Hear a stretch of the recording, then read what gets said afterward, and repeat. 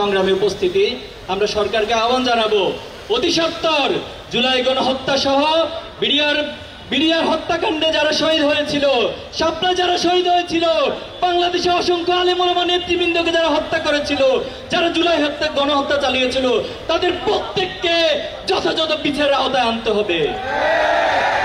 সংগ্রামী উপস্থিতি, জুলাই সনদ জুলাইয়ের অন্যতম আকাঙ্ক্ষা ছিল।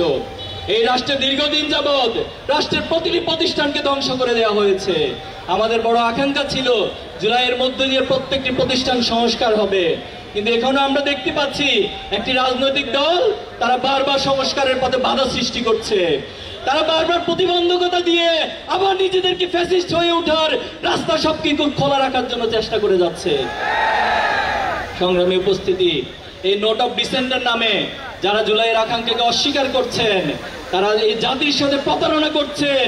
এই জাতি কোনো প্রতারককে রাজনীতির মাঠে দেখতে চায় না।